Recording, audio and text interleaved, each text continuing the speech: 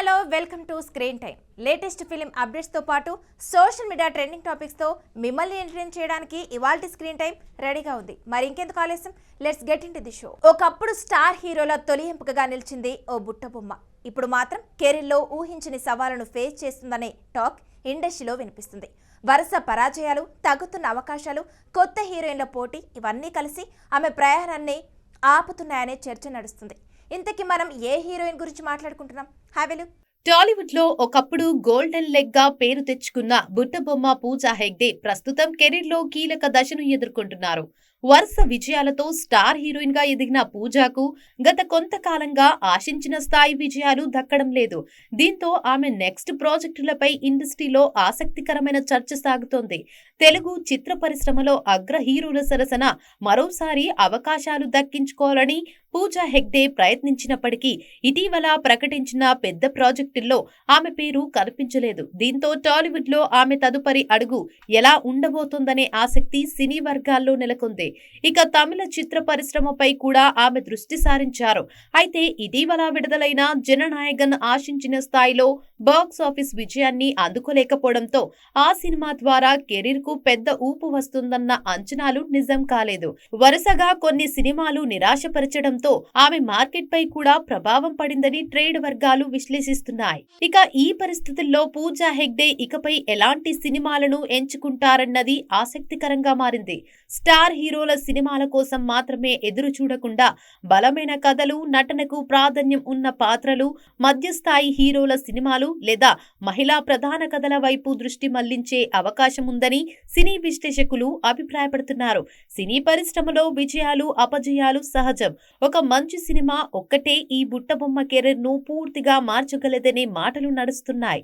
అలాగే గతంలో పలువురు స్టార్ హీరోయిన్లు కూడా వరుస ఫ్లాప్ల తర్వాత బలమైన కంబ్యాక్ ఇచ్చిన సందర్భాలు ఉన్నాయి.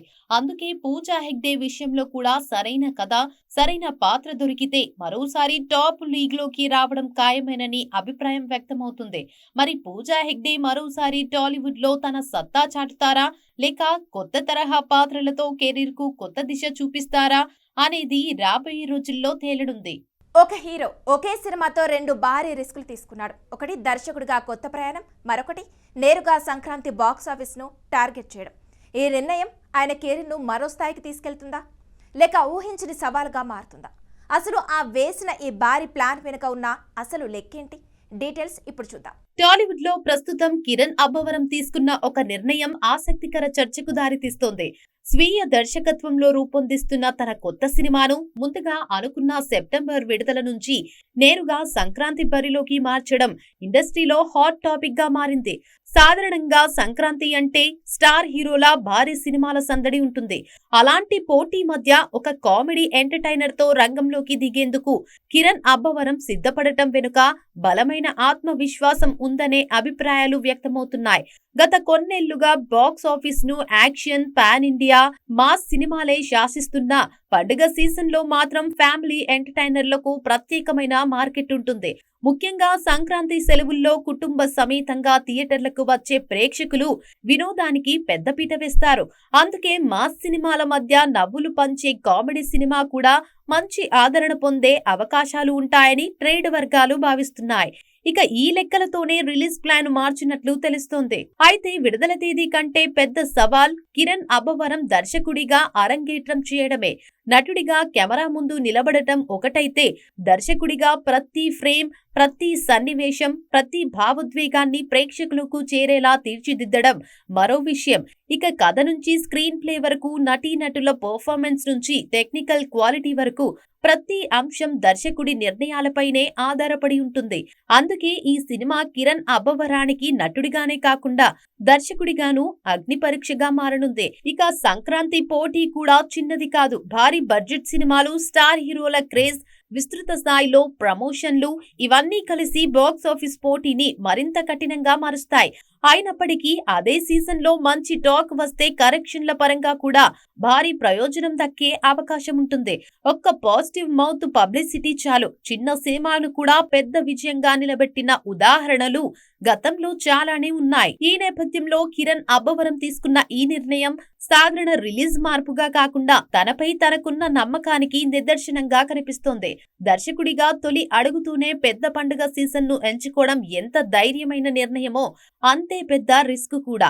ఇప్పుడు అందరి దృష్టి ఒక్కటే, ఈ సాహసోపేత ప్రయాణం కిరణ్ అబ్బవరం కెరీర్ కు కొత్త మలుపు తీసుకువస్తుందా, లేక భారీ పోటీ మధ్య మరో సవాల్గా మిగిలిపోతుందా అన్నది సంక్రాంతి బాక్స్ ఆఫీస్ తేల్చనుంది. సీతాదేవి పాత్ర భారతీయ సినీ చరిత్రలో అత్యంత పవిత్రమైన ప్రతిష్టాత్మకమైన పాత్రలో ఒకటి. ఈ పాత్రలో నటించడం ప్రతి హీరోయిన్కి దక్కే అవకాశం కాదు. మరి సౌత్ ఇండియన్ సినీ పరిశ్రమలో సీతాదేవిగా ప్రేక్షకుల మనసులు గెలుచుకున్న ఆ స్టార్ హీరోయిన్లు ఎవరు? ఇప్పుడు అదే పాత్రలో సాయి పల్లవి ఎలాంటి మాయ చేయబోతున్నారు? ఈ స్టోరీపై ఓ లుక్కేసేయండి. భారతీయ సినీ చరిత్రలో ఎన్నో పౌరాణిక కథలు తెరపై ఆవిష్కరించబడ్డాయి. కానీ వాటిలో రామాయణానికి ఉన్న ప్రత్యేక స్థానం మాత్రం ఎప్పటికీ చెక్కు చెదరదు. అందులోనూ సీతాదేవి పాత్ర ప్రతి నటికి ఒక గౌరవం, ఒక బాధ్యత. ఈ పాత్రలో నటించడం అంటే కేవలం అందంగా కనిపించడం కాదు, సౌమ్యత, త్యాగం, పవిత్రత, మాతృత్వం వంటి ఎన్నో భావాలను ప్రేక్షకులకు నమ్మించేలా ఆవిష్కరించాలి. అందుకే పాత్రలో మెప్పించిన నటీమణులు ప్రేక్షకుల హృదయాల్లో శాశ్వత స్థానం సంపాదించుకున్నారు.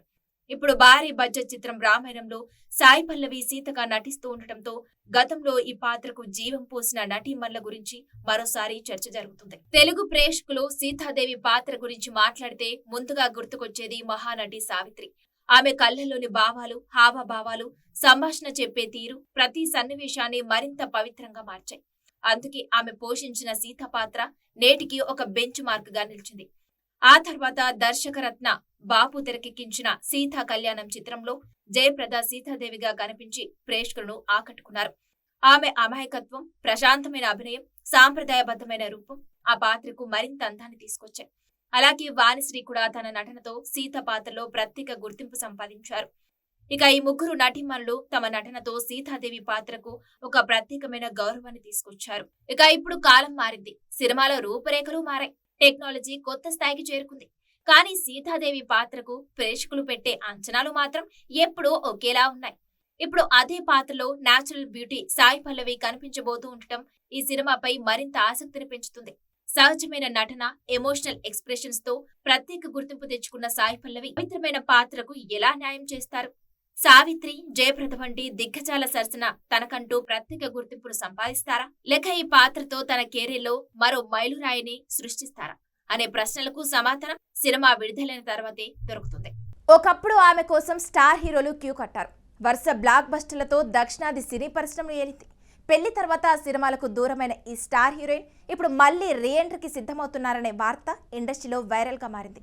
అంతేకాదు, ఆమె కుటుంబ ఆస్తుల విలువ కూడా ఇప్పుడు హాట్ టాపిక్ గా మారింది. మరి ఆ స్టార్ హీరోయిన్ ఎవరో వాచ్ స్టోరీ.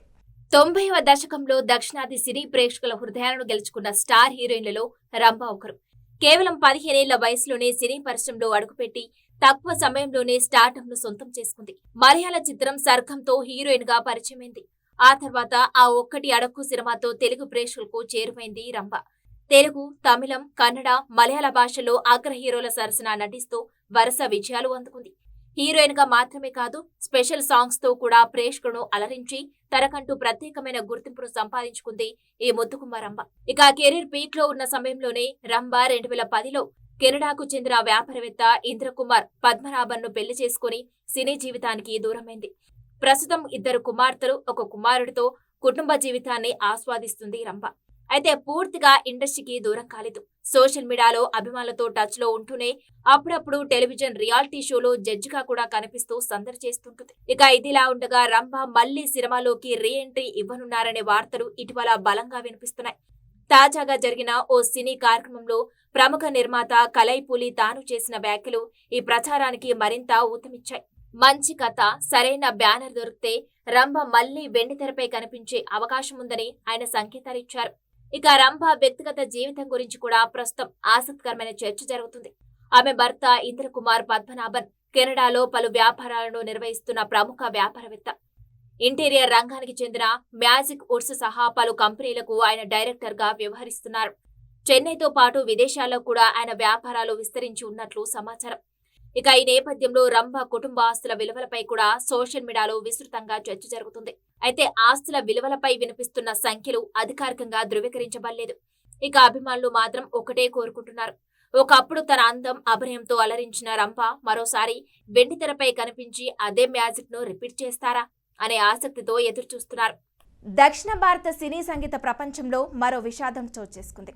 తన మధురమైన గాత్రంతో వేలాది పాటలకు ప్రాణం పోసి తరతరాల సంగీత అభిమానుల హృదయాల్లో చిరస్థాయిగా నిలిచిన legendary singer K Jamuna Rani ఇక లేరు. ఆమె సినీ ప్రయాణం ఎలా మొదలైంది, సంగీత ప్రపంచానికి ఆమె చేసిన సేవలేంటో ఈ వీడియోను ఎండ్ వరకు చూసేయండి. దక్షిణ భారత సినీ సంగీత ప్రపంచానికి మరో తీరని లోటు ఏర్పడింది.